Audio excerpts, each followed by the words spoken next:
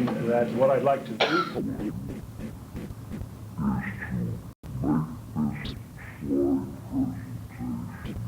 to you, because as the company photographer, I had a chance to see and record all of the accomplishments of the 1056 while they were in Europe, and they are awesome. I mean, when you see the running series of photographs of what we did on the three major jobs, it is really awesome, and I felt you're all entitled to a good look-see. When we came home from Europe in 1945, shortly thereafter, I made the offer to all of the men in the outfit that they could have copies of the photographs, those that wanted them. Many responded, many did not, and I'm sure over the years that many of these pictures may have become lost. So here's a chance, you know, to see it again, and it's well worth the seeing, because it is a history of our accomplishments in Europe. When you want to tell your grandchildren about what you did in Europe below those many years ago, instead of just telling them, you'll be able to show them. And without the pictures, time dims the memories of the places and the faces, but through the medium of photography, we can open a window in time and go back to that year of 1945 when all of these things were accomplished. And this is what we're going to do right now. Well, you realize we're a vanishing breed too, you know, we're on the way out. You know. We've been dead for 2 years, right? You would have to say that. Chair. Ready for the light to go out? Yeah, that's all right. We'll start right at the beginning. This is just the title page in my album. This is a picture of the statue of Napoleon that stood on the beach where they ran the ducks out. That's the amphibious trucks. It's still there. The statue is still there, yeah. And this is a picture of what they call the Dars Transatlantique, which was the major pier for the transatlantic liners that used to go between America and Europe in the glory days of the ocean liners before World War II. The ocean liners would be docked on the right side of the pier, and the passengers would disembark, and they were able to walk right over to a railroad station adjoining it, where they could board trains for a quick ride to Paris. And this is a photograph of a picture postcard of the way it looked before the war. This is a long-range view, an actual photograph of the way it looked before the war. This is a picture postcard of the interior. You can see what a grand Art Nouveau, Art Deco style was constructed in. This was actually the depot portion of the dock area. This is a picture of what our men found when they first came into that area. And of course, our mission was to get the port of Cherbourg going as a port again, and this was to be the major pier. So it had to be cleaning up all the rubbish and rebuilding the docks. This is a picture of what we started with. This was a train loads of sea mines just sitting in there. I guess they were ready to be installed somewhere in the waters off Cherbourg while the Germans still occupied it. This is a view from the outside. It shows some POWs starting to clear some of the rubble prior to the commencement of reconstruction. This is a long-range view of that area. Much of the outside was left intact. The interior, of course, was a wreck. And this was the area where the actual pier was to be reconstructed.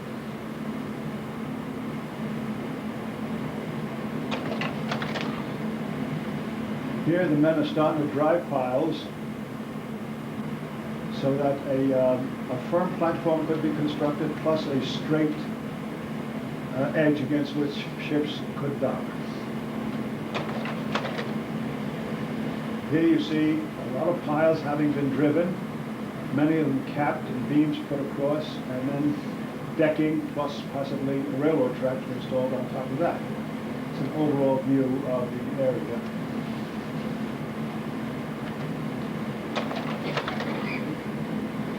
That's another general, aerial view or high altitude shot showing a further stage of the reconstruction.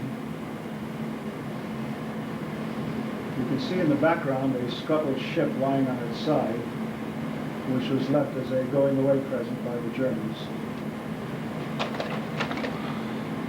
There's an aerial view of that scuttled ship. Incidentally, many of these early shots were not taken by me. I inherited them as part of my files, and these shots were taken by the Signal Corps. You can see their insignia in the lower left-hand corner.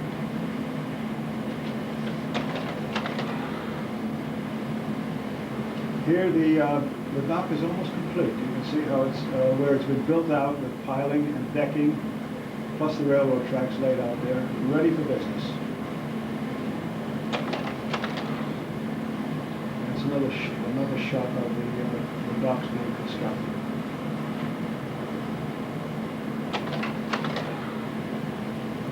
To show some of the activity around the scuttle ship.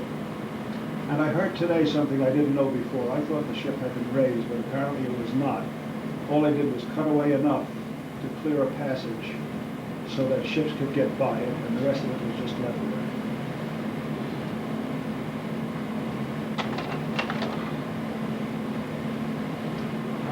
This was some of the rubble on a pier which was across the waterway from the main docking area. This was just another pier. It's called this was called Keaton Normandy, I guess. And here you see they're starting to clear the rubble. Looks like a piece of machinery has been either loaded down into the area or is being raised out of there on those two planks. You can see its location because if you look across the water, you can see the main pier off in the distance.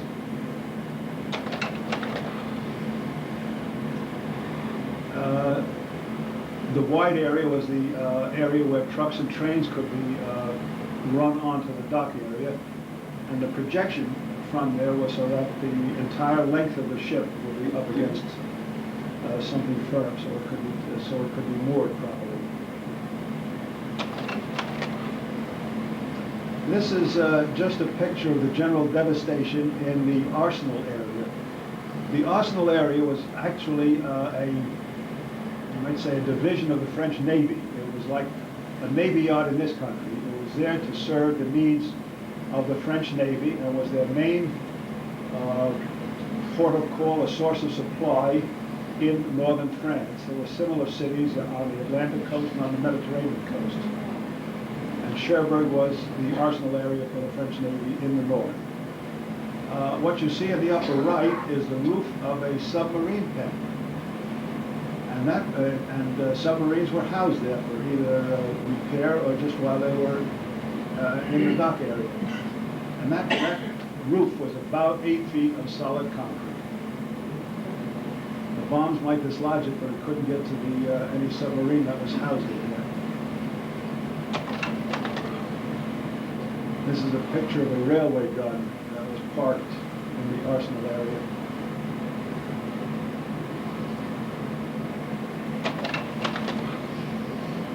General devastation, gutted buildings in the arsenal area.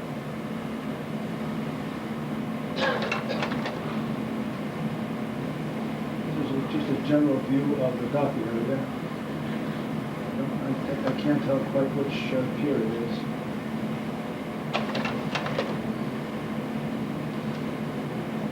This is another like a barge docking facility called terraplane or filled earth. It's just a large filled-in area of earth, and they constructed piers all around it.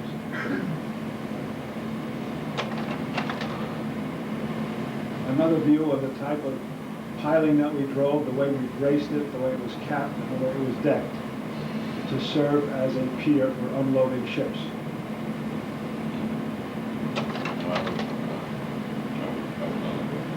This is a view on an area called Digue du Homais, which is actually like a breakwater, one of the breakwater for a harbor area. And the Army wanted it reconstructed for general docking purposes and one special docking purpose that you'll see in a little while.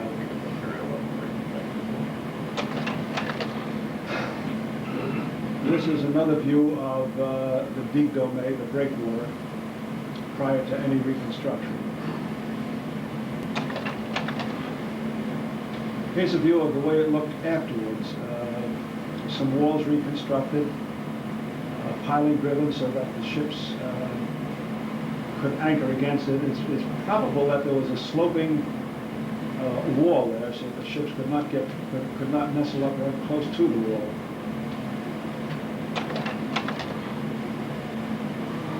Here's a shot of a locomotive being unloaded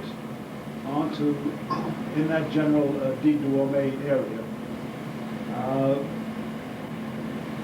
The locomotive was just hoisted off the ship, and in the later shot you'll see a special ship that was built just to transport locomotives. And there it is there.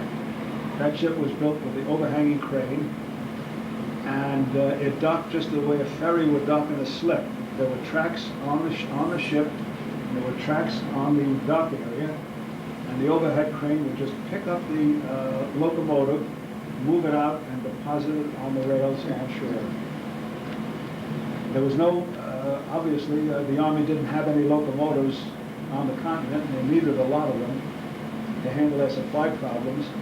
Once the Army broke out of Cherbourg, Cherbourg was supposed to be the main port of supply for the breakout of the Army from the Normandy Peninsula into the rest of France. Another view of that ferry unloading a locomotive. Track width was a factor there. No, the track width in Europe, I think, is the same everywhere except in Russia, which had a different gauge. But the gauge in Europe, I think, is the same as the gauge in America, 4 foot 8.5 inches. It was narrow. It was narrow. It was narrow? Yeah. Now that special track that was built there, and on the barge itself, and the whole truck was heated door was track. Well, how about in the rest of France? Was it all a different gauge limit? I think it's Yeah, correct. yeah, gauge was different. Oh, no. That time. That's what they were having trouble with. Well, if the gauge was different, they'd have to build them to get the gauge if they wanted to use it in Europe. They had to change their engine.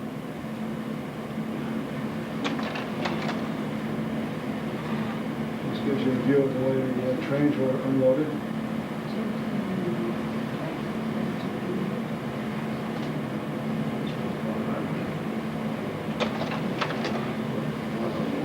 This is a picture postcard of the beach area in Cherbourg with the statue of Napoleon. This is a picture postcard of the pre-war situation. No. And onto this beach, amphibious trucks had to be run. This was the first means of unloading in Cherbourg. Before the docks had been completed, the ships would anchor in the harbor. They'd unload by crane onto amphibious docks, and the ducks will run up onto the beach.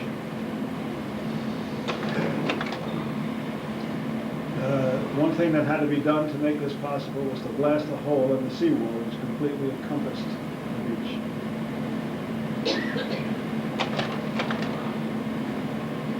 This is an aerial view of the city itself, showing the two basins that formed the port area. The furthermost basin was a tidal basin. The water level rose and fell with the tide, and the tides were as high about 20 feet along the English Channel. Any boat that was moored there sank and sat on the mud when it was low tide and was refloated when the tide returned. The closer basin was a lock basin. There were lock gates which sealed the basin and retained the water level, and therefore was known as the floating basin. Here's another view from the sea looking in towards the tidal basin. Incidentally, these were used for much smaller ships. This was not used for ocean-going ships. Little fishing vessels, things of that sort, use this in a port area. This is a view from a picture postcard of the tidal basin, showing a typical street scene of France.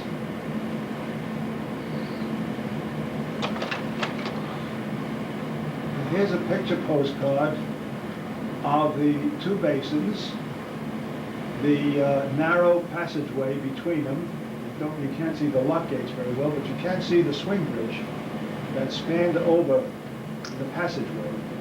And when the lock gates were to be opened, that bridge was turned and swung out of the way so the passageway was clear. This is the way the Germans left the bridge. Now this created a major traffic problem because if you couldn't cross over there, you'd have to go several miles around to get to the other side. And in its place, they ran this little ferry. It only ran maybe 50 feet or so, and they paid a couple of centimes to ride the ferry across, but it was a very busy and thriving business.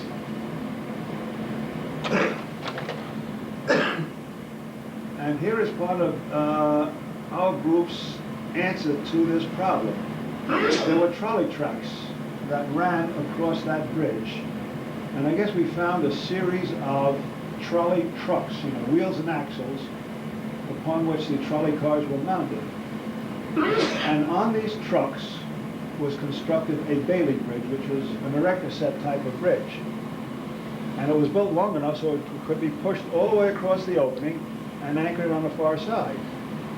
When the passageway had to be cleared for ship traffic, a winch was attached to the far end and it was just withdrawn. They hauled it back and forth over the opening. And that was the ingenious answer to that problem. There's a view of the completed bridge with the bridge in position.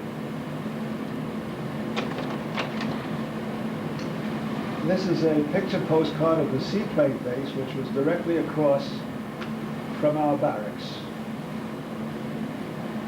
You see how old it is by the type of plans I've been showing. Looks like a biplane. This is some of the general wreckage that we're able to see every time we walk out of our barracks building.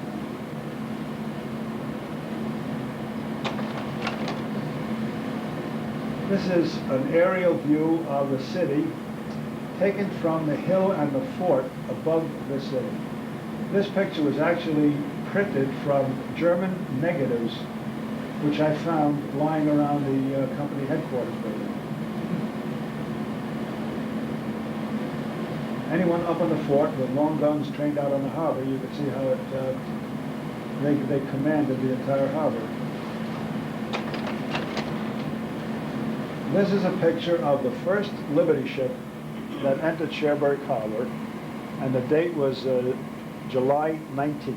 This was 2.5 weeks after the 1056 arrived in Cherbourg on June 30th.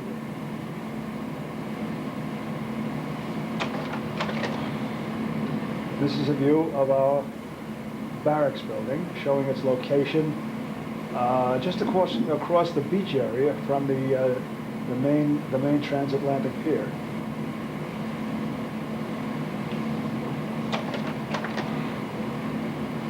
Here's a picture of some of the divers going over the side. I don't know if you can identify any of the men, but possibly if you look at the original picture with a magnifying glass, you might be able to make them out. Since smaller, he looks better than Younger, too. I Which might one? have reasons for the helmet on.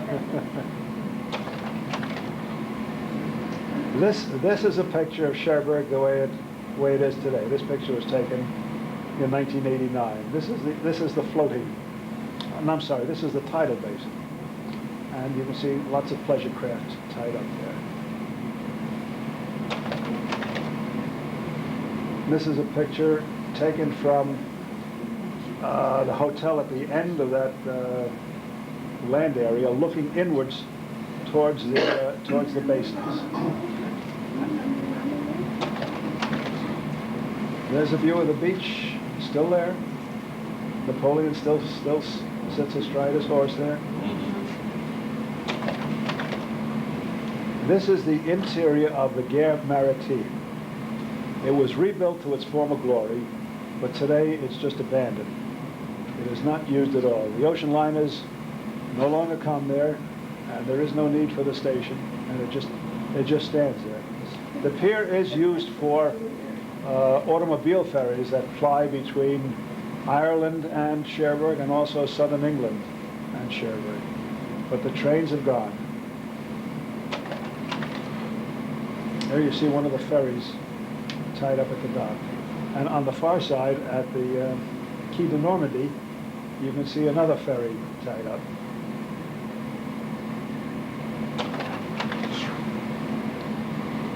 This is a modern picture of the lock gates between the two basins in the center of the city. This is a picture of the modern bridge, the swing bridge, that replaced the Bailey Bridge that we had built.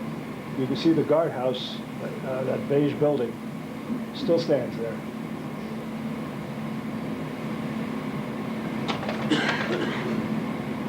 That's a view from the other side, showing the bridge master's house.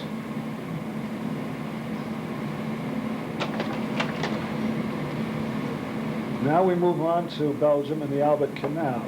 We left sometime in November, if you remember, because I recall that we celebrated Thanksgiving aboard the LST that was taking us from Cherbourg, first to England to pick up a convoy, and then over to Ostend in Belgium. And we were there, as you see, for approximately 4 months. We landed in Austin on 27th of November. 27th of It was November. on my birthday.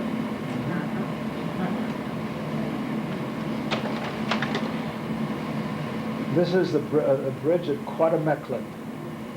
Along the Albert Canal, which is one of the major waterways of Belgium, it runs the entire length of the country, about 120 miles.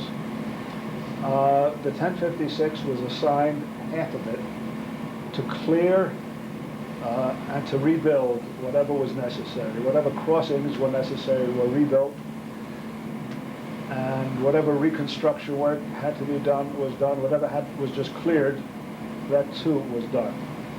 This would, in a case like this, they would simply clear cut the bridge apart, tow the portions of it out of the waterway just to leave a passageway for the barges. This is a view of the bridge from the shore, looking right down into it.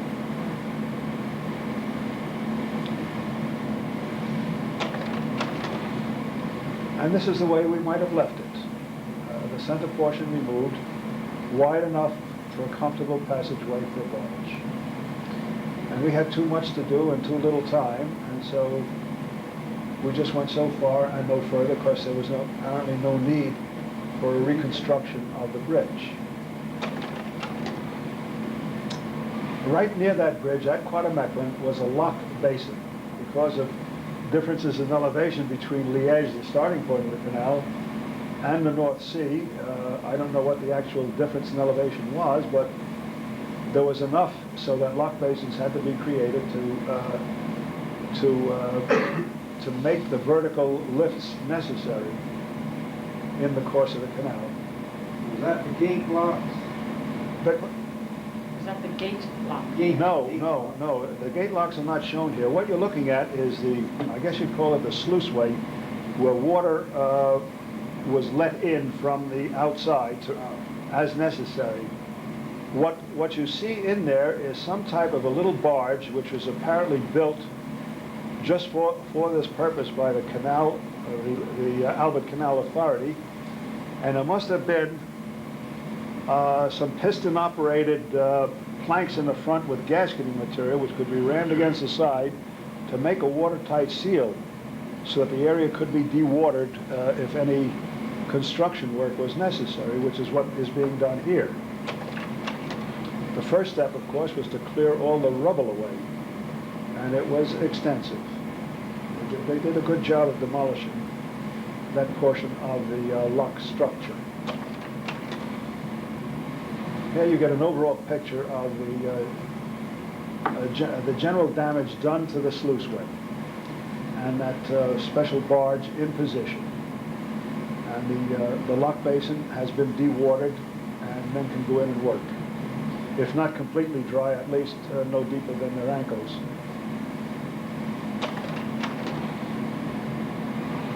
Here you see them still cleaning up muck from the bomb. Looks like they had a lot of civilian labor employed along with soldiers. There you see a lot more of the civilian workers clearing away the rubble before reconstruction. In the background you can see the steel lock gates.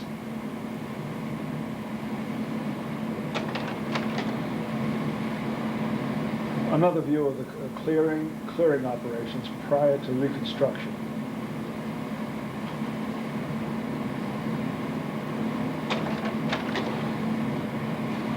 I must have been standing on the top looking down. You can see that there's quite a difference in elevation, that the lot might have lowered the ships 20, 30 feet.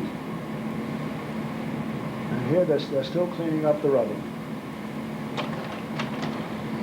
Now they've started to reconstruct. They've got to rebuild the walls of that sluiceway to have it operating properly. And this is being done with poured concrete. The men are building the forms and placing the reinforcing in there. Who's the heavy set fellow there? Couldn't tell you. One of our guys? Looks like a soldier. Remember, we also had general service regiments attached to us, so it might have been some of them.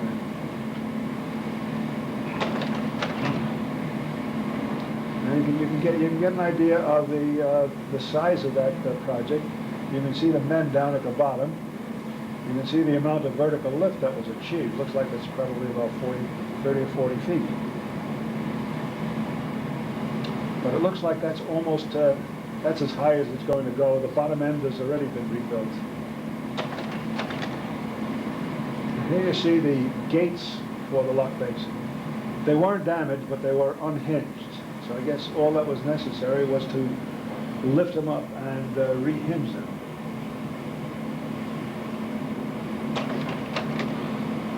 And here they are in operation. This also gives you an idea of the scale of the lift, because the water level would come within several feet of the top of the wall. So it's probably about between 20, it looks like between 20 and 30 feet.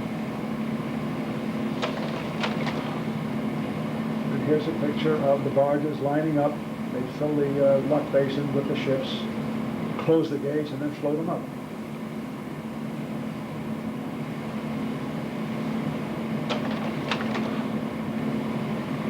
Here's a picture of a diver going down in the canal area. I guess he must have been checking on the lock gates.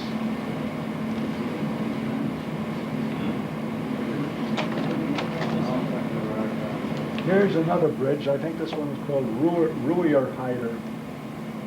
Again, this was a case just of a clearing operation. You can see the pieces have been laced with cables, hooked up to some anchor point up on the embankment. And apparently they were going to haul that out of the canal area, or at least out of the waterway.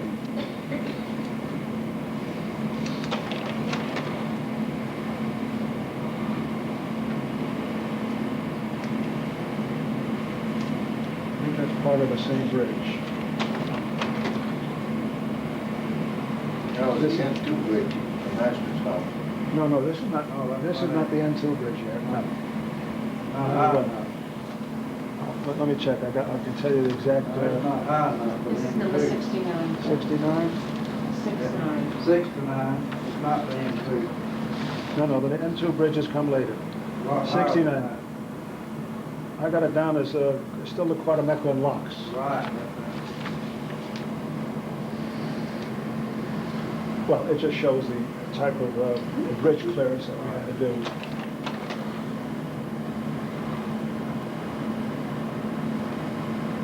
Same general area, I guess. And here's a case where we actually had to construct a bridge across the canal. And this was done totally with wood piling, braced and capped, and it looks like steel girders up on top, which is about the quickest way there is of building a bridge.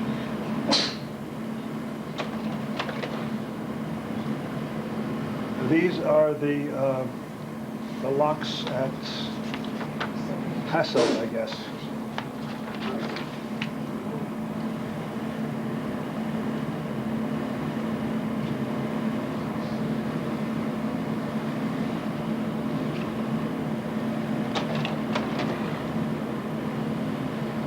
General view of the lock basin. That might have been a dry dock area in between the way it was. The way it's constructed.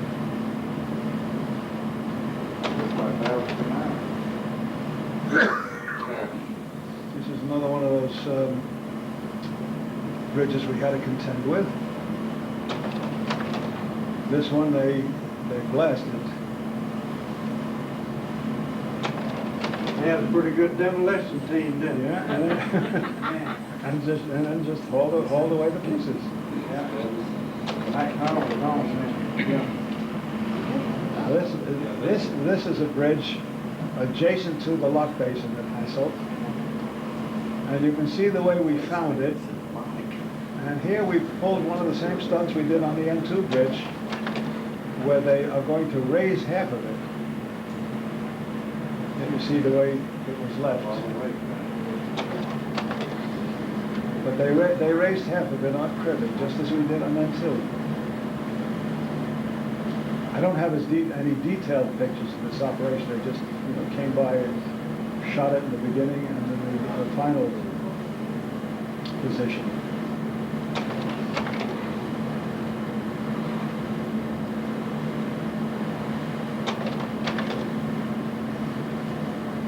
Here's a bridge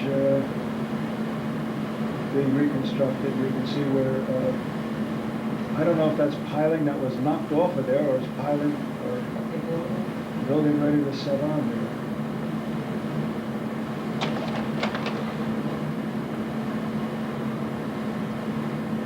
You can see the kind of weather and conditions we were building under that winter, which was a very, very severe winter. And look at all the pilings that were driven to make that pier. Look at all the cribbage too.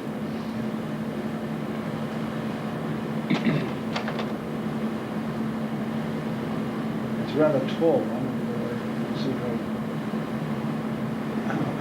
the amount of bracing that was going into that. There's a picture of the completed bridge. Very extensive piling and bracing and steel beams above. Must have been a much needed crossing to have gone to all that trouble. Here's the N2 bridge. That's the N2 bridge, or belt basin, as it was called, which was a two-hinged truss bridge. At each support, it was on a steel pin. So when the Germans blasted the middle, the pieces just rotated. At least the near piece just rotated with the far end resting in the mud on the canal bottom. And this apparently was a major crossing, very necessary. And just as an aside, that canal was constructed only a couple of hundred yards from the German border. Not only was it a waterway for Belgian traffic, it also was meant as a defense against invasion. Of course, it didn't work very well in World War II, but that's what its original intention was, because you can see a pillbox right in the bridge abutment. can't see it from here, but there are machine gun slots in there. I think you might be able to see it from here. Yeah, right. Right. And this is another view of the bridge. One half of it intact, the other one damaged beyond repair. So the reconstruction work begins. You can see those tall masts being erected on either side. Here you see the tall masts, and I don't know if they've begun yet to raise the bridge, but the bridge was jacked 6 or 8 inches. Then it was held by cables hung from the top of that tower, and then wood cribbing was put onto there, like railroad ties. Then the jacks were repositioned on top of the new wood tie, and the process repeated. Up 6 or 8 inches, hold, remove the jacks, slip a piece of wood in, and keep going until the whole thing is leveled. Here you see it underway. You can see the cribbing under the bridge, the 4 masts in place.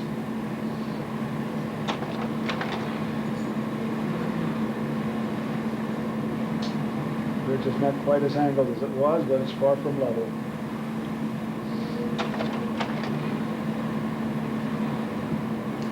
It's a good view of the cribbing.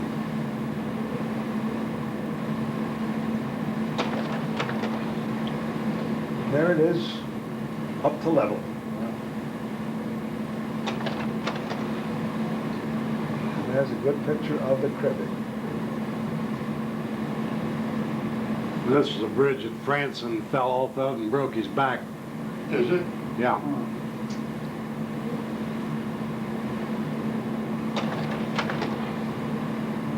Once the bridge was level, they drove some sheet piling, dewatered the area, laid down concrete, because they were going to build a steel pier in place of the cribbing. There you see the steel pier under construction, just a little ways forward of the wood cribbing. Now you get a good picture of the construction scheme. You see the portion that was raised on the right, still sitting on the wood cribbing, the steel support built to replace the wood cribbing, another steel pier built up on the bank, steel beams in place, bridging the gap between the pier and the embankment, and steel beams still to be laid to close the final gap. And here you see men preparing to swing the beams into place to close the gap. As soon as that steel work was erected, as soon as the first steel beam was erected, everybody who'd ever done high steel work got out there and started strutting their stuff, walking across the beam from one end to the other. Yes.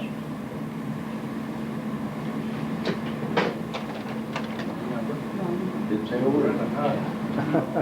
There you see the men on the steel. The gap has been closed.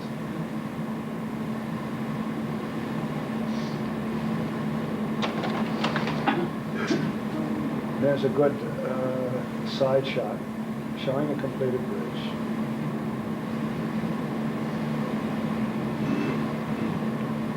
And you can actually see barge traffic already proceeding underneath it. Truck will across it too. How long do you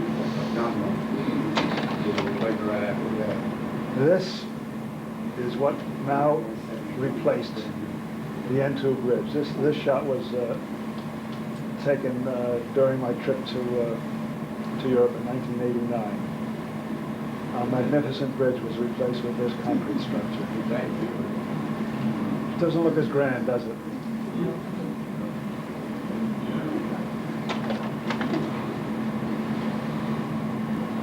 This is another construction area on the canal called Eroenhoven or Vroonhoven. And this is where a very high bridge was being constructed. This one, apparently out of reinforced concrete. Instead of the wood piling, concrete vents are being built up, being formed and poured. And some pretty sophisticated plate girders are being installed top of it. It's amazing to think that at the height of the war that there were places where such plate girders could still be fabricated.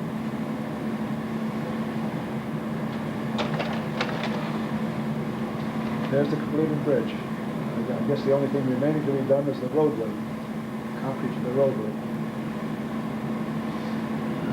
Even some of the scaffolding is being dismantled.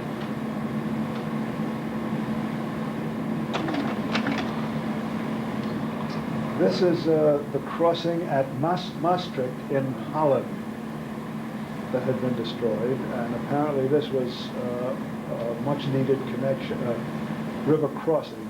So here it was necessary to remove the damaged steelwork and construct a new bridge. This is some of the old bridge has been cleared and is starting to dry pile. And on this bridge, we used one of the tricks that was used in other places, where we made use of the existing stone or brick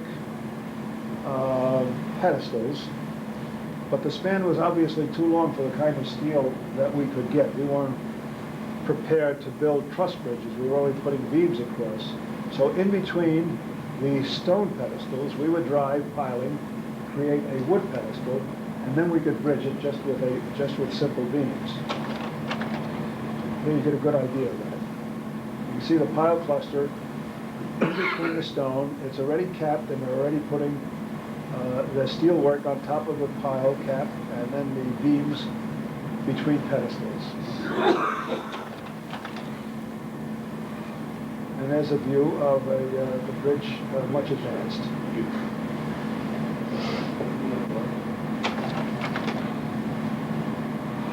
I guess the bridge has been completed. Some of the wreckage that is not in anybody's way was just left there while we moved on to other things.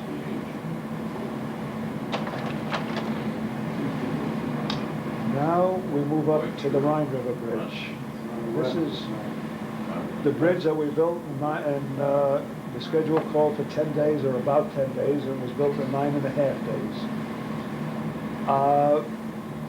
I heard a story about this. I don't know whether it's true or not, but it's a delightful story, that in the early days of the war, Schaeff, the headquarters in Europe, knew that we'd be coming up to the Rhine, knew that we would need a bridge to cross the Rhine, and were preparing for it. And the original schedule called for a bridge to be thrown across the river in 25 days. And then some scholar in Schaeff headquarters, who knew his Latin, said that Julius Caesar, in his commentaries on the wars in Gaul, stated that his engineers had constructed a ponton or floating bridge across the Rhine River in 15 days. And then the people at headquarters decided that if Julius Caesar, 2,000 years ago, could do it in 15 days, we without technology should be able to do better.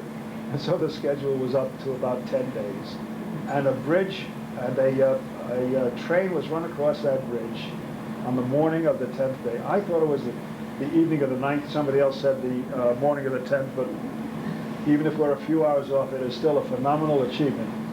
If you can read the numbers down below, over the river it was 1,100 feet, and then there was a side span on the far side, over land, of 600 feet, and then there was another channel span over some narrow waterway, not the Rhine River, of another 700 feet.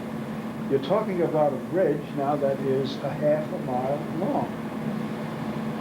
And this was to be done in 10 days. There was, of course, a lot of preparatory work. A lot of material was moved up, and this didn't count in the 10 days.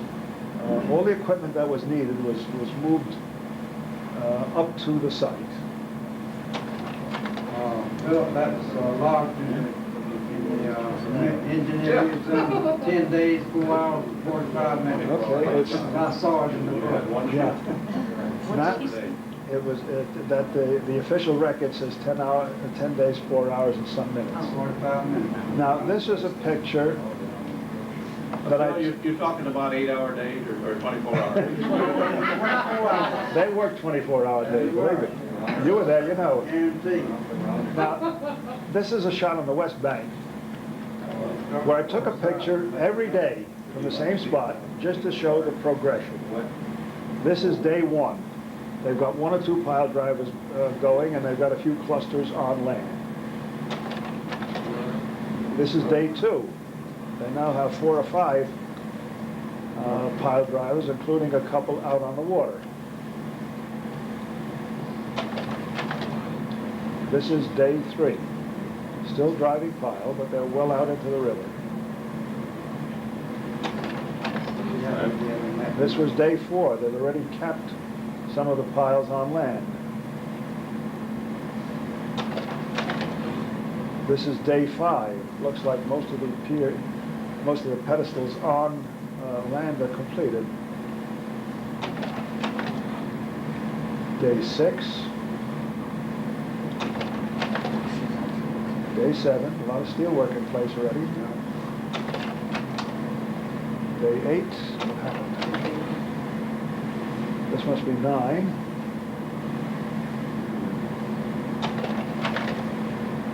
This is this is either day 9 or 10. I don't know what happened with that schedule.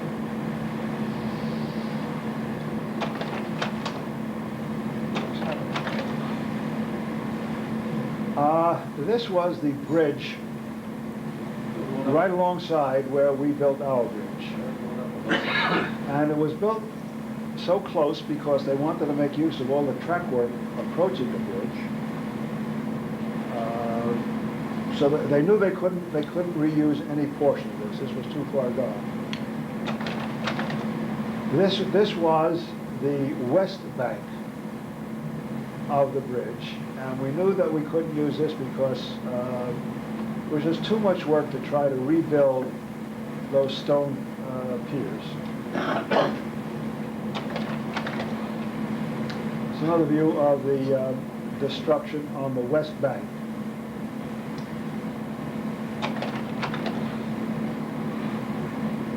This is a train that unfortunately got caught during the bombing raid, and the inscription on the side, which may not be visible to you, says in German, "Freight must roll for our victory." I think this was on the east bank of the river. Now, originally, the designers thought that they could use the approach on the east bank because they thought it was just an earthen ramp, which is easily repaired. But when they got close, they found out that it was the same brick pedestals that they had on the west side, around which earth had been banked. So they had to abandon the thought of using the east ramp, and that's why that extra channel span of 600 or 700 feet had to be constructed. Yeah.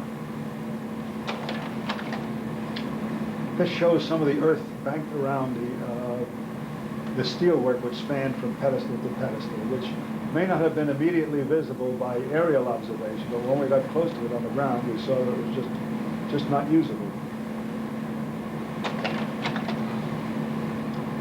Here is some of the work that was done in an assembly yard not far from the river, where units were assembled to make either pontons, or several pontons were bolted together to make a barge. And then it was hauled overland on trucks to the river and launched as workstations.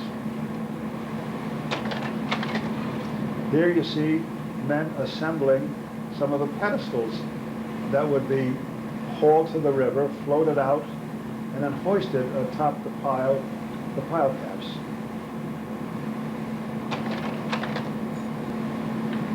There you can see some of the steel work. I don't know if they took that whole thing at one shot, or they may have disassembled it into pieces. Probably took it down into smaller pieces, such as you see at the left, which could either be hauled and lifted more easily, and then very quickly bolted together.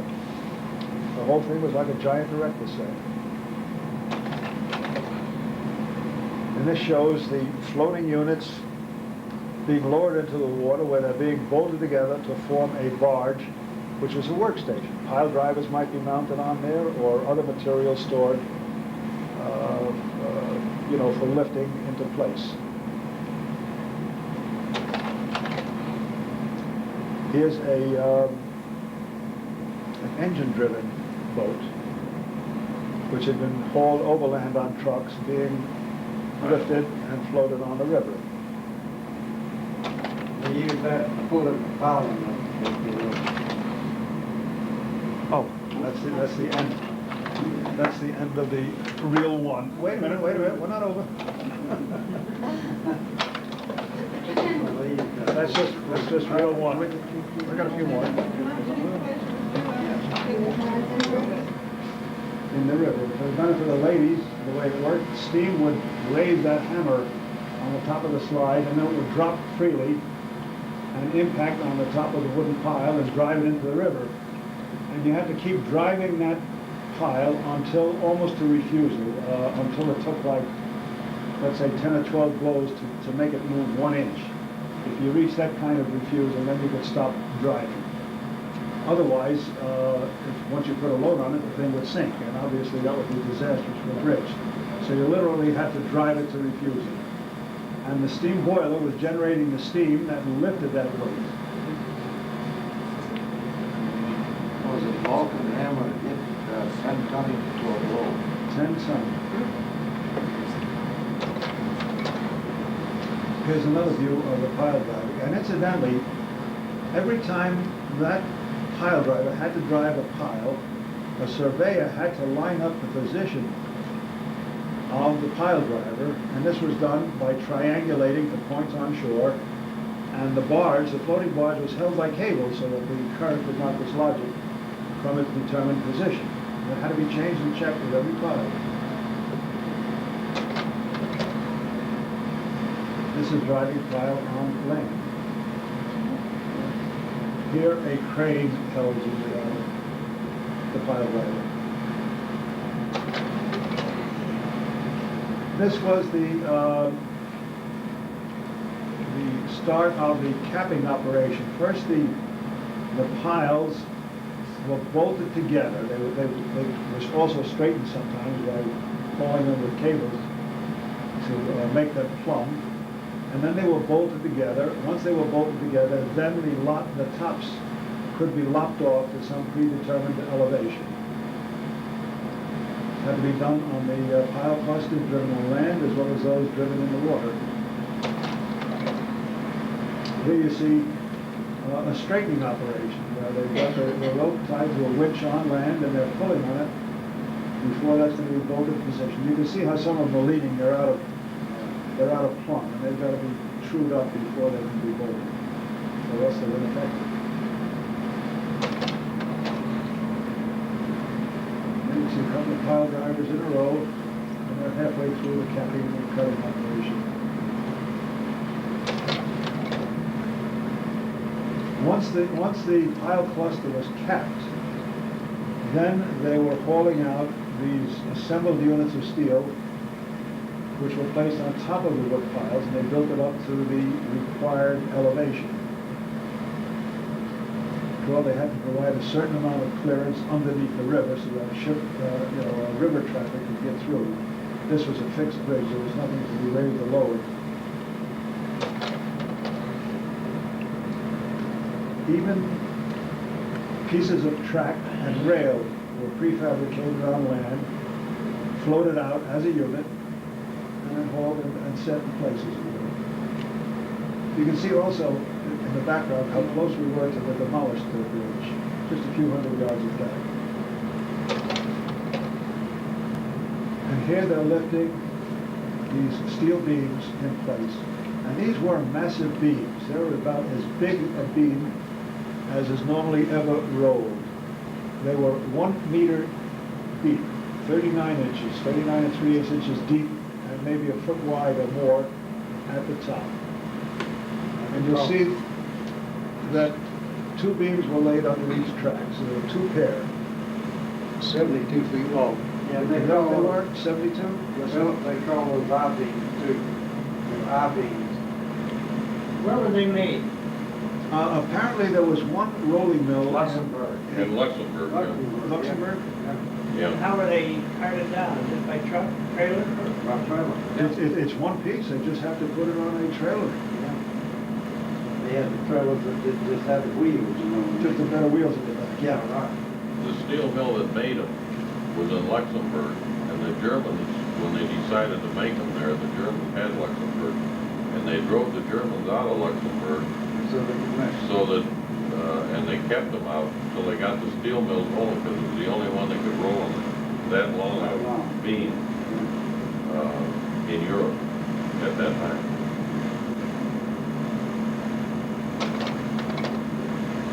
They were big beams. They were big Huge, leaders. huge. Like you said. I think Reed said they were 92 feet long. No, they wasn't that long. 72. He said they were either 90 or 92, 1 foot high, 2 feet high and 1 foot wide. No, 39 inches high. They were a full meter in depth. Yeah. 1 meter in depth. Yeah.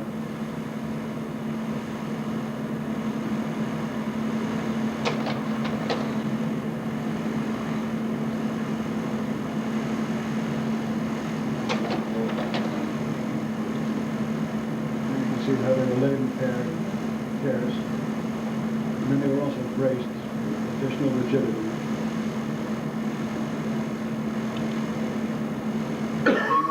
You can see clearly just how close it was to the other bridge.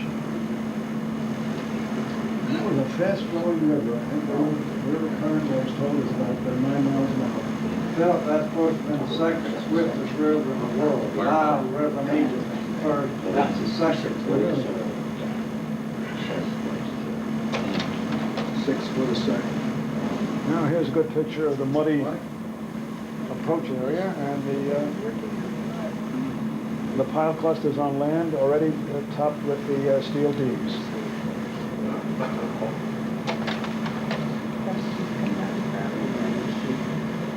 Here's a general view. This is from the east bank.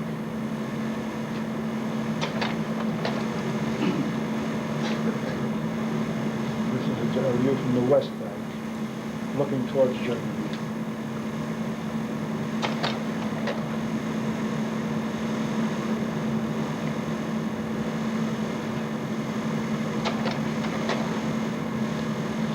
This is a side channel span where there was, a small stream and a truss bridge over it. We couldn't use any of the old bridge, but they did make use of the stone piers. Because what we did was to drive pile clusters in between the stone piers, so we could bridge them with simple beams. There was no truck sitting up on that railroad bridge. Somewhere that's been blown out on each side of it, there's a truck sitting up on the bridge. Should I go back and look? Yeah. All righty.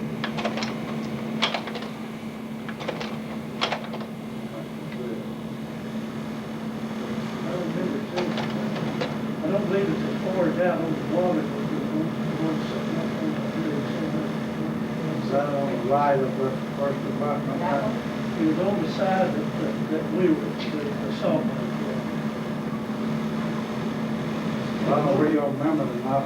know there was an old truck sitting up on the bridge. Before we ever started the bridge, I was marrying after myself, went up there a long time to flatten it out across the river. And there wasn't nothing left over there, it was flattened out like somebody mowed it down and ignored. Yeah. I don't believe the truck sitting up. Okay, onward. Here you see the pile clusters. I remember hearing about that. Lifting beams that bridge the gap.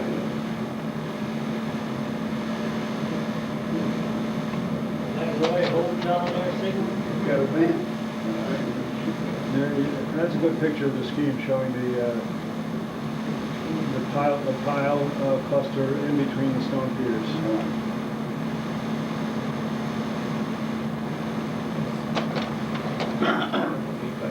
And here's laying track on the approaches to the bridge.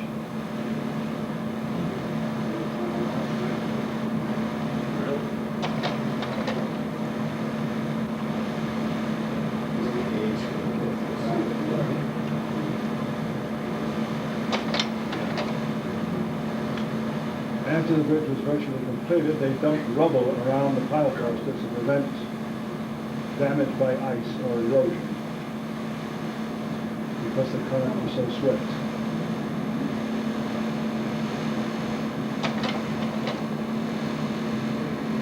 There's a sign that announced our accomplishment.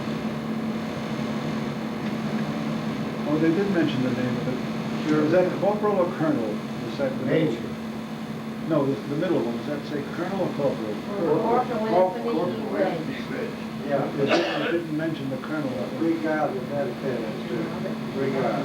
One was Rob. Yeah, made up on top. Golden. Oh, Yeah, right. Anthony Wade, Randall, Bill Conklin. Rob.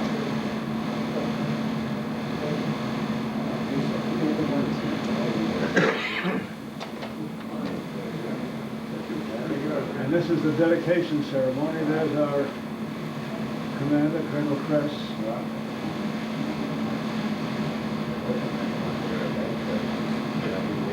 They were there with their own background, way back. And everybody's getting, the officers are getting their medals and citations. Yeah, they had put them out, I don't think I ever marked them out. No, I didn't get them. You got a citation. Yeah, that looks like a HW there.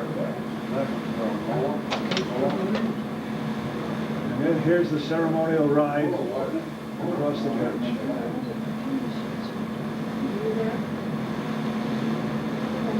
That was the person who went across the bridge, wasn't it, Bill?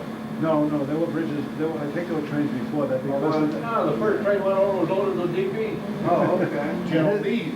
this was the dedication ceremony, They just which may have been several days later. Oh, They wanted them out of the way. But just to complete the ceremony, they all took a ride across. These guys, they did this later. This is the freight train This that the was second done later in the day or something. I don't know. What was that, an English locomotive or German? It doesn't look, it looks like American style. Hey, It's got bumpers on there, probably. It's not bumpers, but it's got an American style They boiler. had the cockpit, what's it called, a cockpit.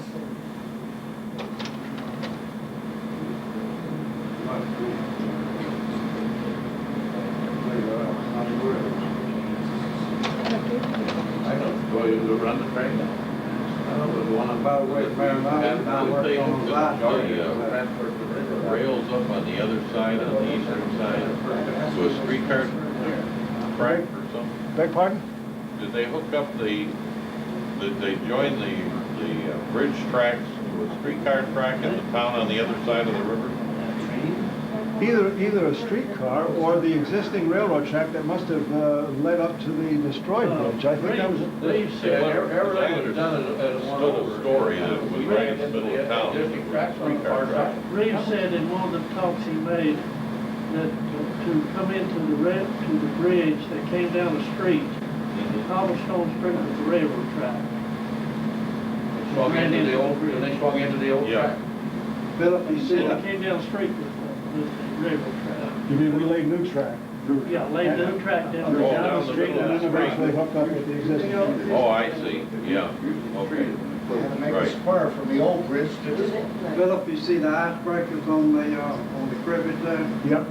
Mayor Austin and I and Bert Martin Mitchell did those breakers up the icebreakers. We did that. Yeah. You get to do it a long time. Is that the mixture tracks that they were Yeah. talking about? That was right. I guess they laid it the way they do most tracks, with one as a working track and the other one pretty much as a spare in case Yeah, they need it. well, they had one for going to the front and one coming back. That's the salt And mine. here's the salt mine. Man. This is the steel superstructure housing the big sheave for the elevator cables. Yeah, you're right. It's a big complex now. That's the one that blew up, they Philip. They blew that shaft up. We had to do it on emergency exit. Well, the shaft was still there, the elevator was not ready. No. And here's some of our deluxe quarters for those of you that remember. Oh, man, you Home sweet home. Man, we put stoves and all in there with Yeah. pipes going out. They were wonderful accommodations. 4 men to a boxcar. Who's that? Clyde, are you? Clyde and Finnegan. No, that's that's not not Finnegan. Finnegan, no. That's that guy from Chicago, I can't think of his name, he was a tough guy. You have to wait. Cornelius. Is that who it was? Cornelius, is that what his name was?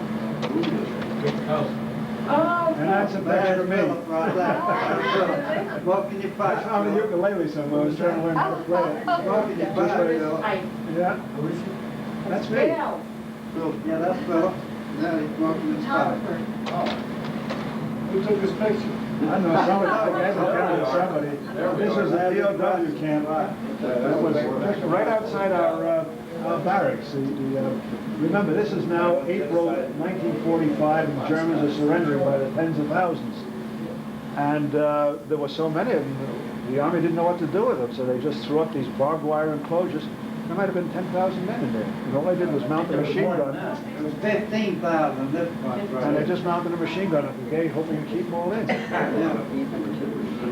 Did anyone try Oh, to yeah. run away? Yeah, I have some pictures in the album of some men that tried to break out and were shot. They had some that were trying to go to the And train. there's Colonel Kress and Major Pyle. That's exactly right.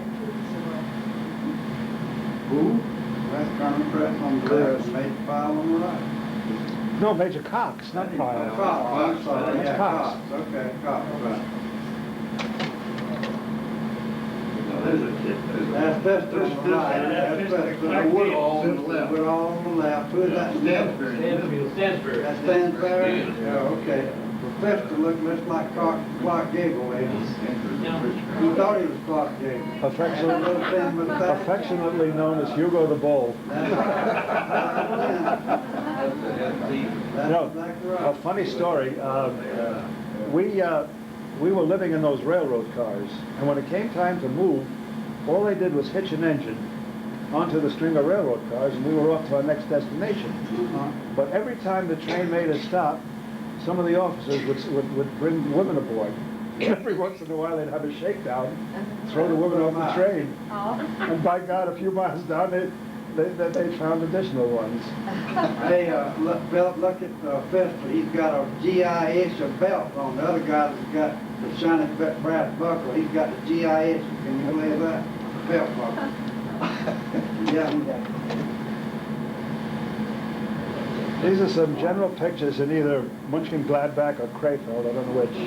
They've been great. Just destroyed railroad yards and overpasses. What is it, tracks came together? Yeah, and the steel dropped. This is on the tree. Oh, my God. Hey, Phil, what the hell are you doing? It's catfish. It's catfish. Phil, that wasn't fair. Oh, my God. The tree went with us every place. Now we come to the personal photos. We're done with the They construction. read the dog is fried by the sex man. Meditate.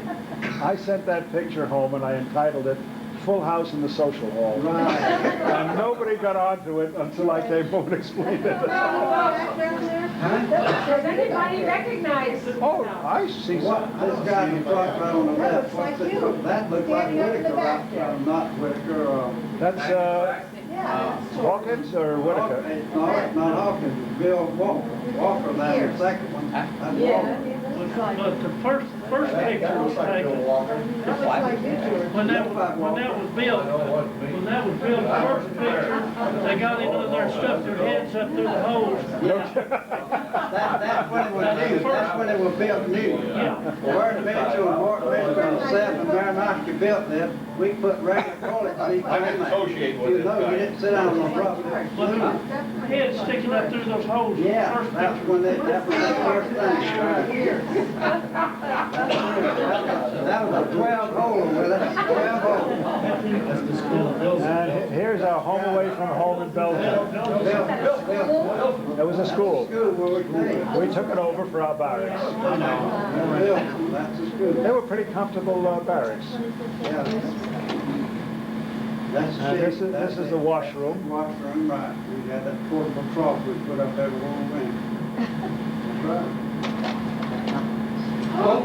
That's the Bill Walker, I don't know who this guy is, from Chicago. Who's that, Joe Black guy on the Garamond? left. I don't know his name, but he was tough. He was a tough guy. You notice now, there's nothing but the buttocks showing. Hey, those were nice showers though, don't knock. Yeah, it was a good shot. Bill was very discreet. I didn't want to offend anybody, Bill was very discreet. Yeah. That was any good. of the women who might see this photograph. You can't see it there. I didn't knock that at all. This is the officer's mess. That's awesome, man. See the pot belly stove? That's where they found, Haywood was serving cognac instead of water. They Oh, called it. was it? They caught it? Where were these taken, Phil? These are all in Bilson, in Belgium. Yeah, Yeah, that's Vista right there. these are all This way, pictures in the right there. barracks there. Oh, there we are. Pharaoh, look at And this the is Pharaoh. the company headquarters room. Oh, man. Oh, there's the Wilson there to You the say, right. damn you guys. There's Wilson to the right. Where are you, Lodge? I don't know. I got a picture of you somewhere coming up. That's the, isn't that the, supply sergeant on the left down there? Isn't that In him? the back. I should be there, but I'm not there. That's the No, I got another picture of you. Left down there, that's the Pharaoh, that's FD. Erbstein, Ricky Erbstein, the bugler. The bugler. Yeah, that's him. Yeah, I forgot about He it. was pretty good. He hasn't learned how to play it yet. That's pretty good. All right, And here's standing morning assembly. That's too light, it's going dark. Hey, it's the third one from the right. That is Big John LaVetta right in front. He's the first squad leader. yeah, I can I'm see right both behind of him, us. Second. I'm second squad leader. Getting a shot. Look at it. Watch the hook. Popping it to it. Then they give you two, one on each side. When it pops on one side, then you go over and get one on the other side. No, it looks like a doctor. He's the medics. This guy's in the medics. Yeah, they just There's can't. fish eye right there, the first This one. in the is mess shot. call. That first guy on the right, the staff sergeant, isn't that Ward? Yeah, fish eye. You Fish eye Ward. Fish eye Ward. Yeah, that's him. Yeah. His eyes didn't match. Man, working for They looked in slightly different directions. He had black hair the day before reporting to jail, and the other one was white. Hey, pay attention. Pay attention. Who's here? That's me on the right standing up, that's Marinofsky, and this guy, I can't remember, used to smoke short cigars all the time. That's our pinup collection. Gene, my wife was right in the middle, that little tiny thing. That was his buddy, Stanley Marinowski. The one you can't take out from here. Yeah, the little one. Yeah. Right there.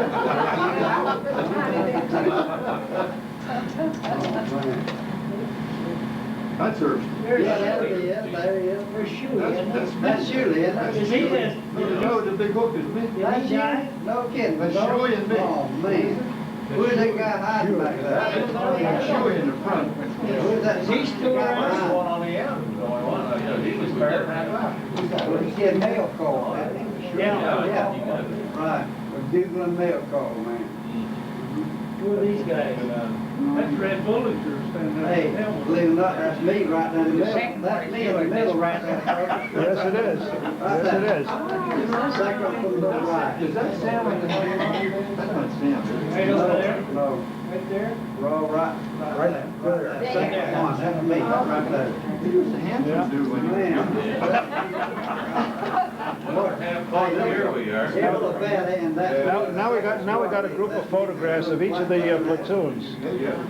Yeah. And when you look at the pictures in the album, I've got a magnifying glass if you want to try to pick up some of the faces.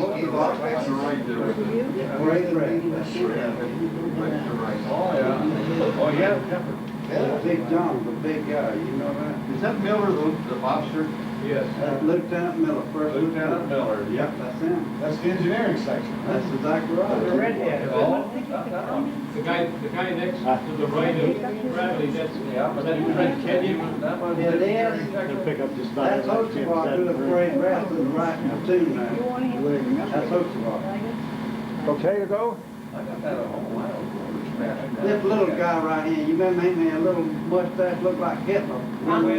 Yeah, he looked like Hitler, he did, that little tiny mustache. I can't remember his name.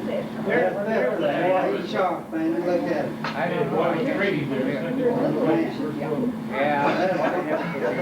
lines right there in the middle there. Yeah, the head of top right, look like John L. Sullivan.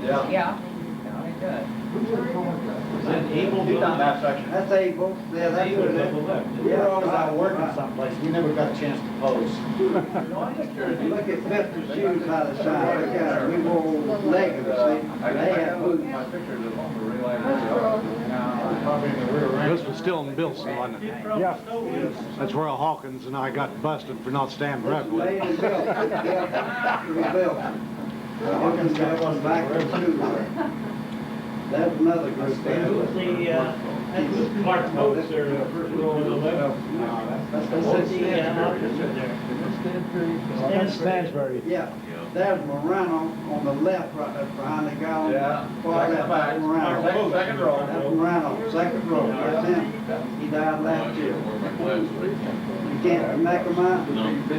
Oh, man.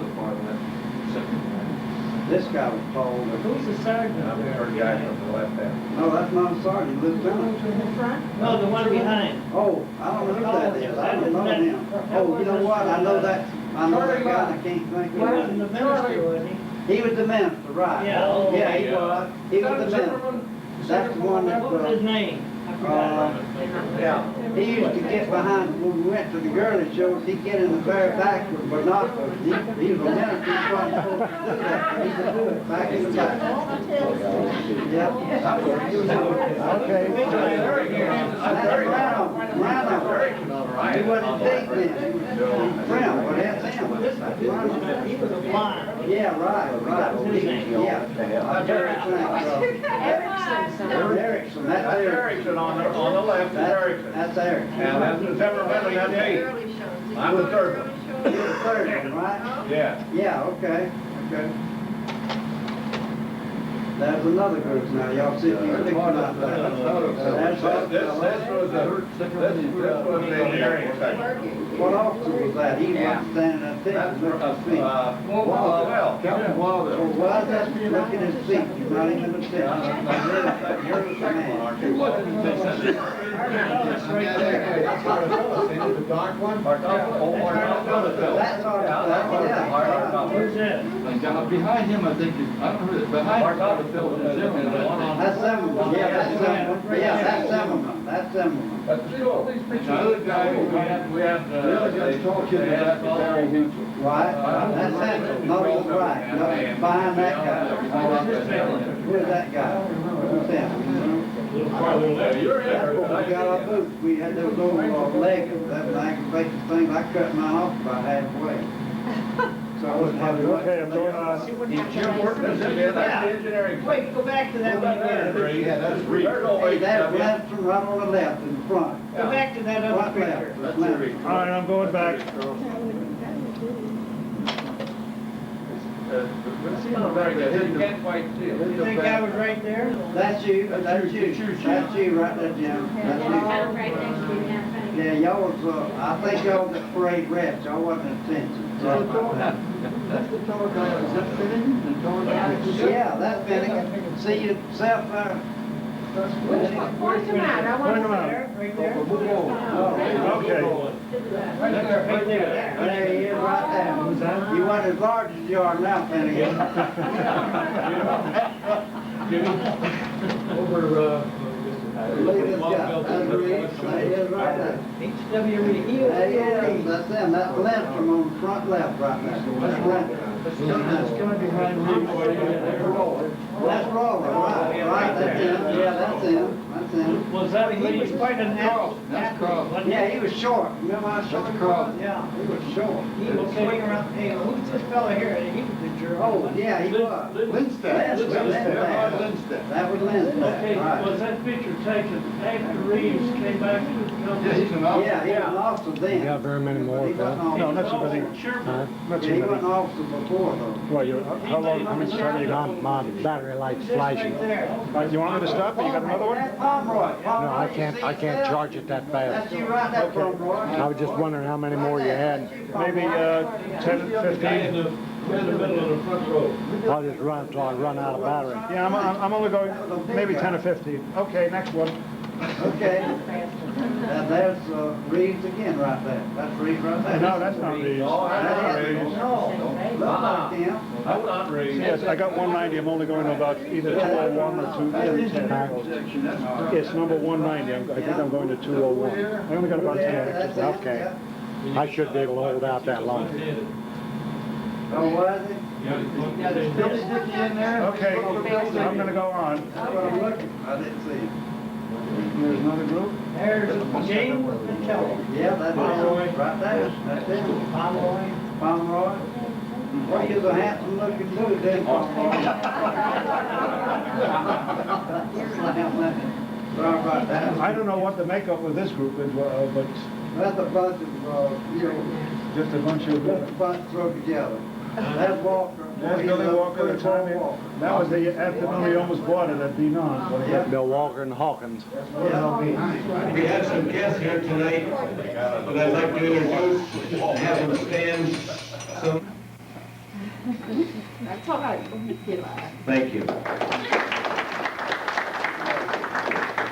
We have Mike Slope, who was with us on the bus this morning. Mike? We have Sue Senna, who's the wife of the man that's going to be leading the band. Happy to have you with us. I was going to welcome Russ Senna and now, if we may, we'll have an invocation, bow our heads in prayer. Heavenly Father, we thank Thee for this opportunity to be together and share this and strengthen this fellowship that we've enjoyed. We ask You to rekindle the faded 50-year-old memories that we've had of the times we shared and the dependencies we had on each other. Dear Lord, we thank Thee for the food that Thou hast put before us. We ask that You have Your presence among us this evening and always in our hearts and minds for the nourishment of our soul and spirit. We ask You, Lord, to look with favor and in Your mercy use Your healing powers for those of us who are unable to be here because of physical disabilities. We also ask Your favor on those who have gone their own way, that they may have found the path to their heavenly home. We ask this in the name of whom we pray. Amen. Amen. Oh, Regis, this is Suzanne Senna. That's Russ's wife. Nice to meet you, Susan. You have an awesome wife. Don't be alarmed. He's like that all the time. He's like that all the time. He's one of the guys. If you may, for one moment, please. It does go all One more moment, please. If you would, We're gonna move. in honor of all of those who have gone before us, My horn. We'll have to turn around. would you please bow your heads for a moment of silence? Only one condition. How's that? Keep your damn hands off the table at all times. I will. That goes both.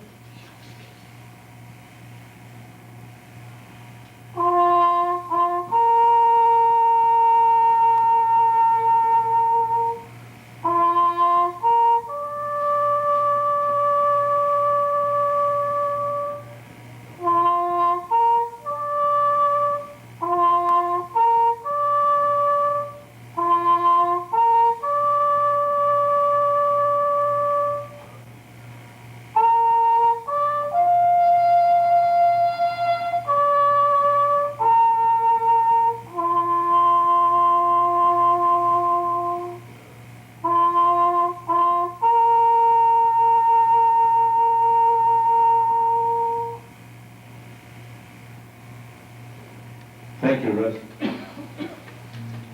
And now, as a fresh from a extended 15-minute engagement at the barbecue shack in Etowah, North Carolina, we have the, I gotta remember, the entertainment company headed by Russ Senna. And Russ, I'm gonna ask one favor, if you would, please.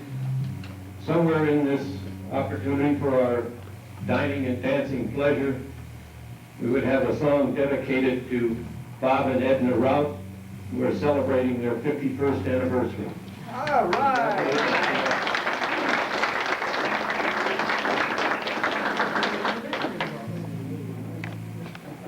Who's Bob Rock? Man behind the camera.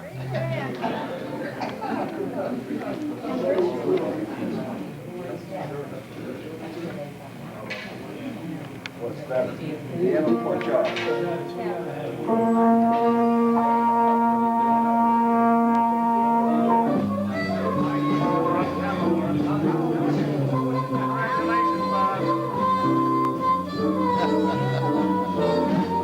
You want to dance, Bob?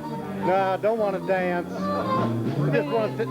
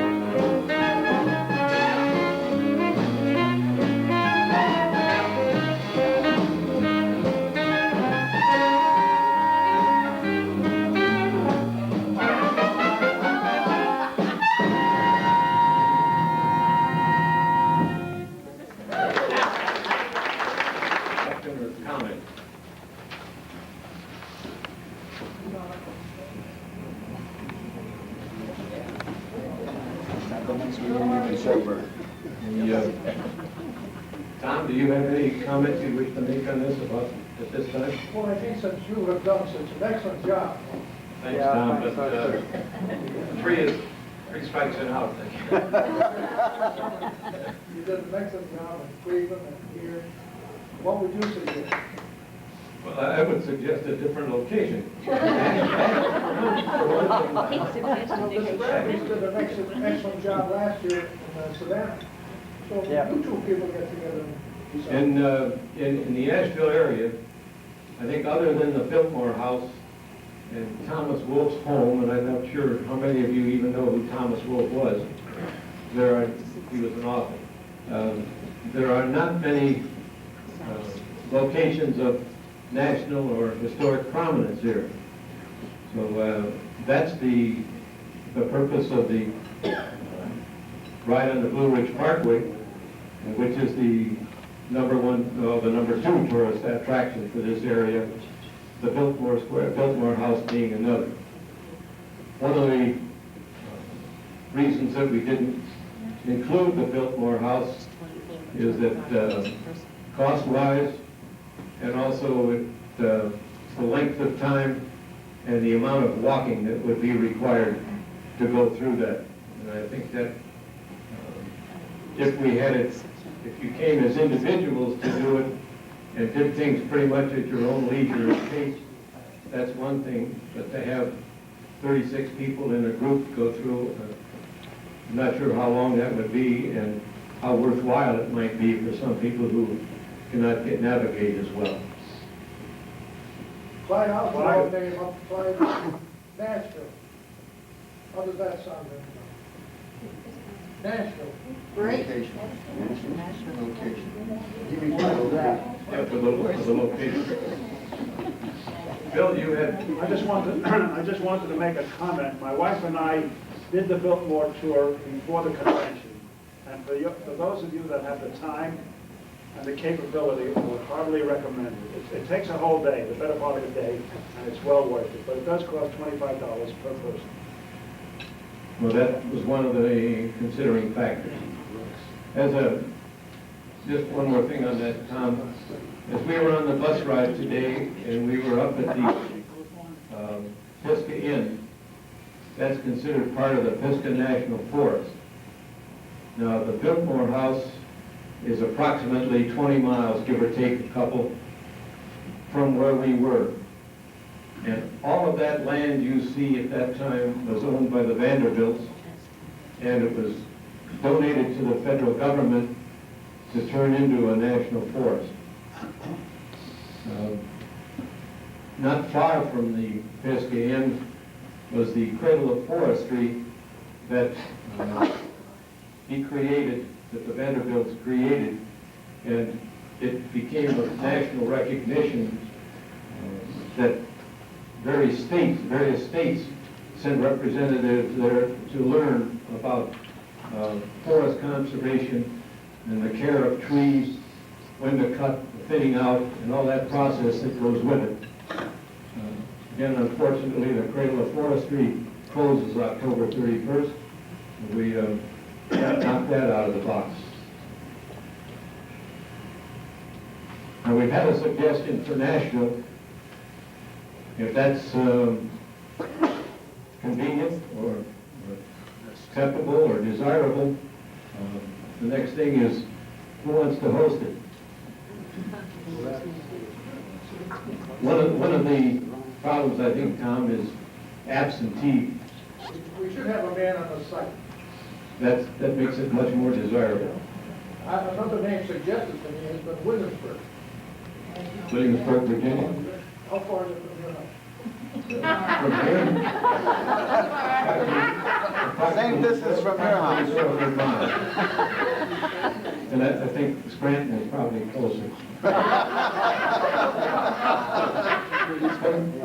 Maybe even Pittsburgh.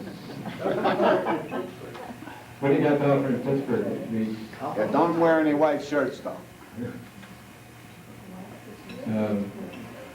Are there any historical Revolutionary War things to be seen in Connecticut or Massachusetts that would be points of interest? Charlie, you have any comments on that? There's a lot there. There's plenty around Boston. It's not the most centrally located spot. That's one of the difficulties there. It's typically on the coast and it's way up in the northeast. We got so many people from the south and the other west. Maybe we ought to be closer to those locations.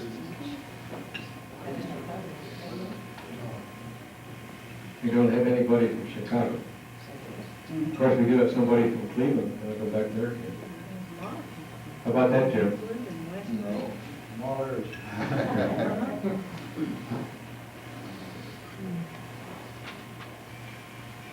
Are there any volunteers that would like to take on the hosting of that?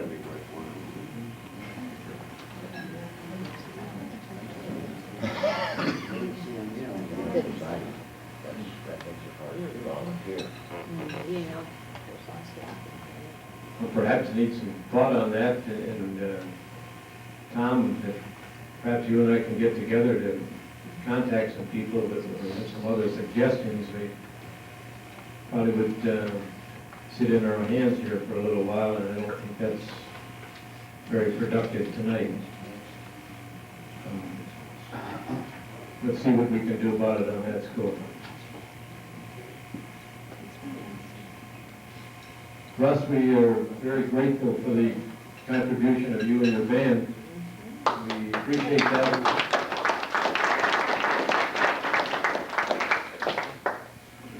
And it was good to get up there and run around a little bit. We're not all in the shape we used to be.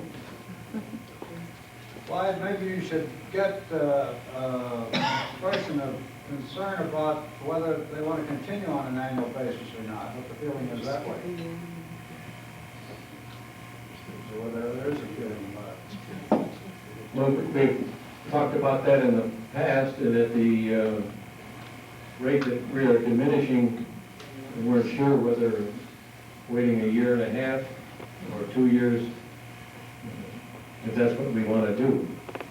But I would have to believe that there are some places in this country that in springtime wanted to wait till this April, May of '96. That is a consideration. We've always had them in the fall of the year. Are there any more comments on that? Well, 96. Pardon? To 96. Either way, in the fall of '95 or the spring of '96. 95.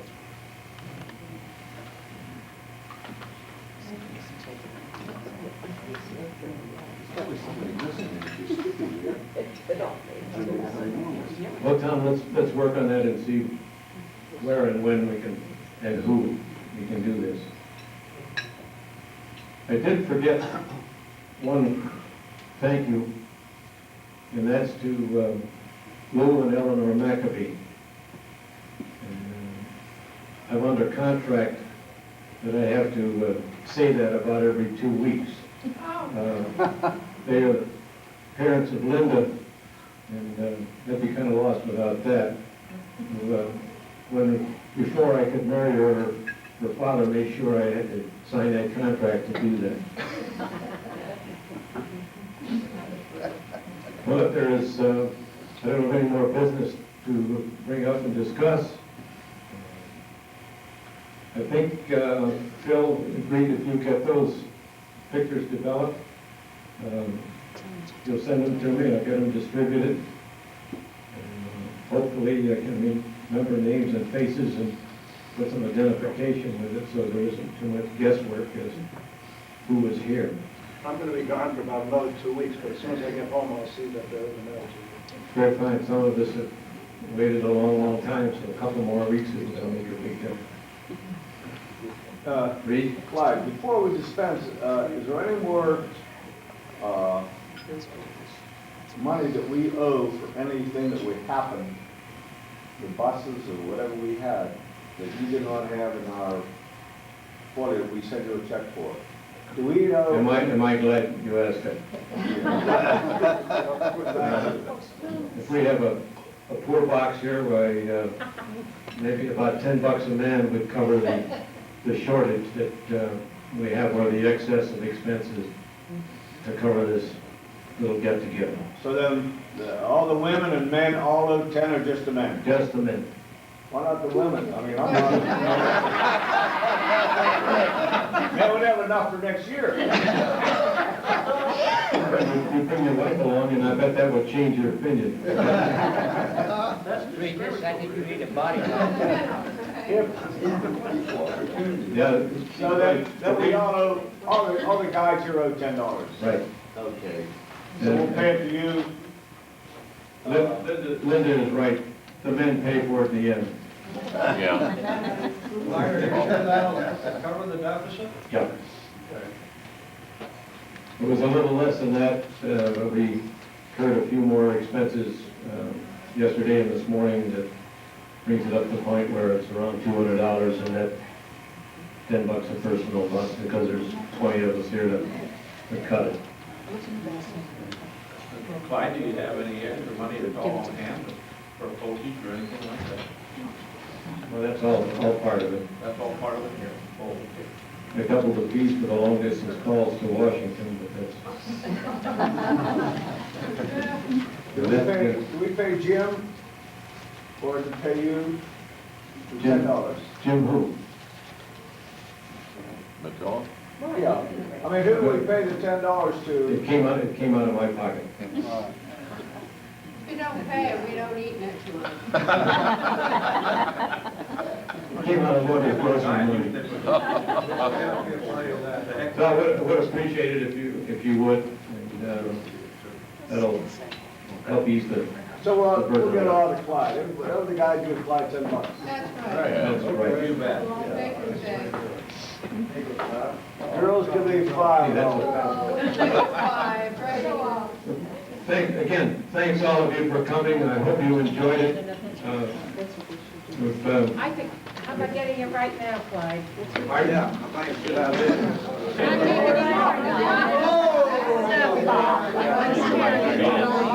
This is Edna. She doesn't like to have her picture taken.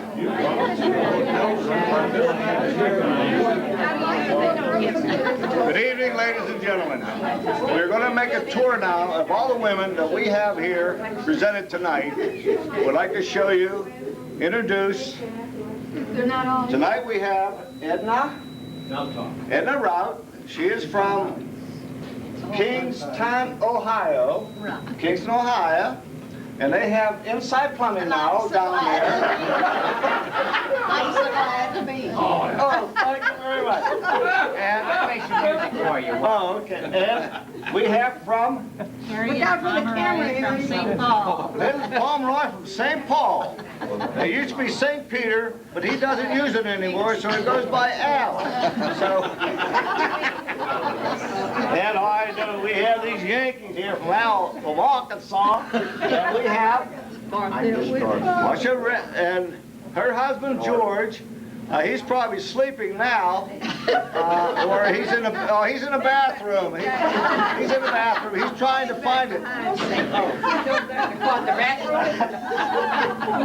And here we have one from good old Pennsylvania, Right, Scranton. Scranton. And John Finnegan. John Finnegan from Scranton, her husband.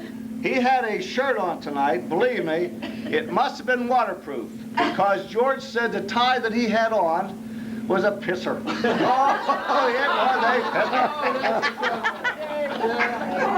pisser. And we have a real good friend of mine, Grace Lawler, and they're from Connecticut. Bridgeport, Connecticut. And you don't have a bathing suit with you? Oh, yes, you do. You did go swimming tonight. Good person. Very good. They're going to get married next week again. And Ethel Beckwith. Ethel Beckwith. And from? Holland, Michigan. Michigan. You want to buy some tulips? Call That's them up. a beautiful place. Yeah, I asked for some bulbs and she grabbed some, and I And this is her husband. And I'm Mrs. Elizabeth, and I think you've gone far enough. Hey, Paul Roy. Hey, good buddy. Good guy. And this is Grace's husband, George. Oh, Thanks. George Lawler. He's a good Scotsman. A what? A Scotsman. Oh, no, you're Irish. You bet your aspidistra on us. He's a cross. Oh, he's a good Irishman. That is our girl. That's our Reach, does he work for Stanley Tools in Bridgeport where he gets good wrenches to keep his nuts tight? No, I didn't know he worked there. Oh, No, my Stanley God. Tools ain't in Bridgeport.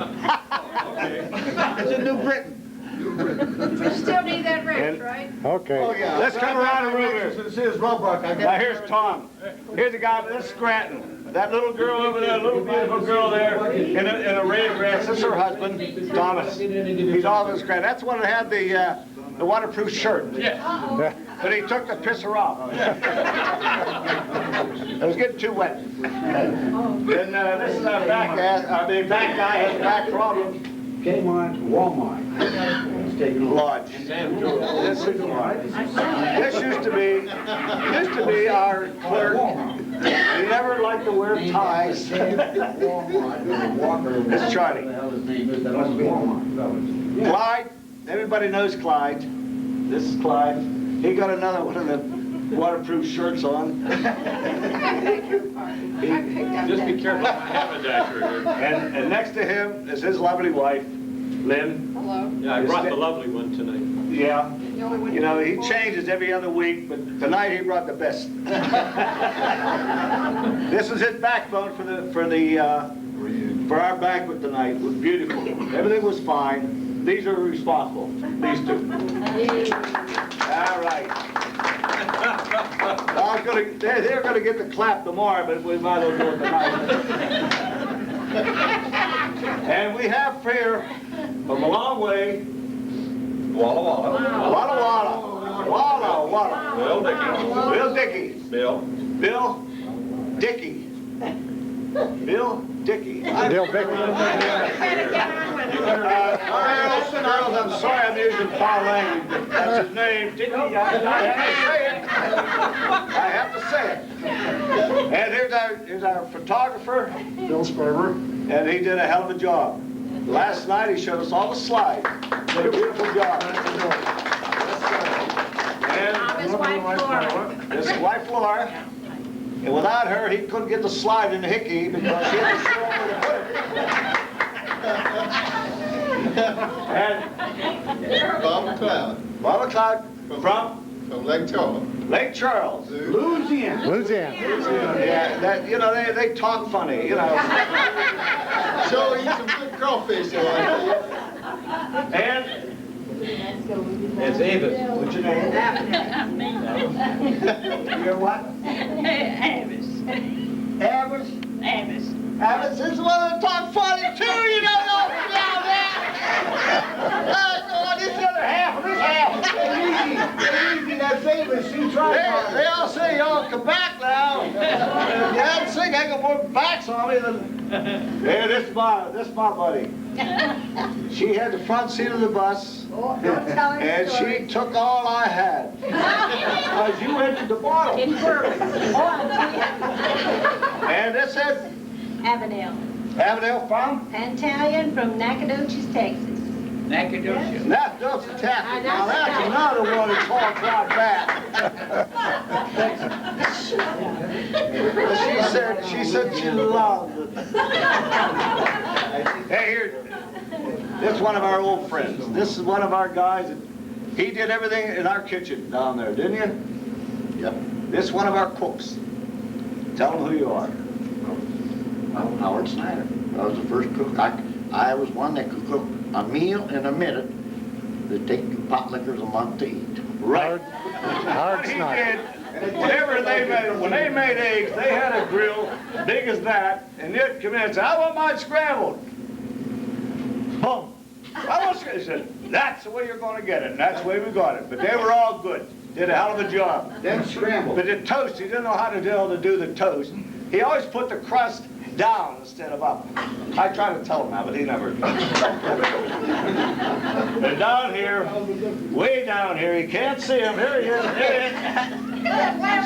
This is the other half of this half over there. Take a load off. I can't. Tell me your name. My name is Ho Hey. This is Ho Hey. Ho Hey, show me your bundle. Show me your bundle of hay. I your watch. I don't have Oh, you don't have a bundle. My wife has. Harry Beckwith.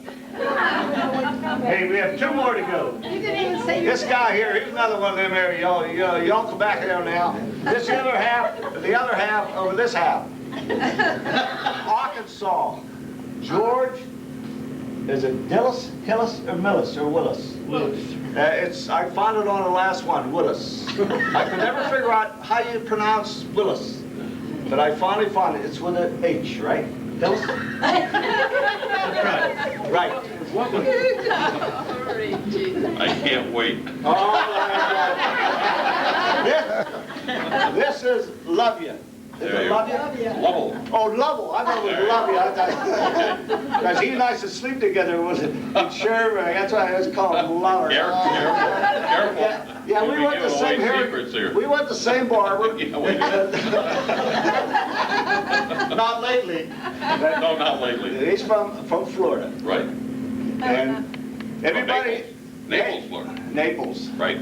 Well, I used to say he's from Nipples until I found out, it was Naples. I kept saying, Nipples, I love it. He said, no, it's Naples. So that's our group, and I hope everybody enjoyed it. And if you scan around and see all these beautiful people, hopefully, God willing, next year, we'll all be here again, and we can introduce everybody again next year. Do the same thing over again.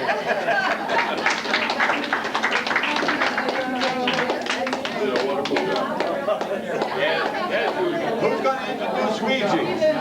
Here, stay well. Hey, Walter.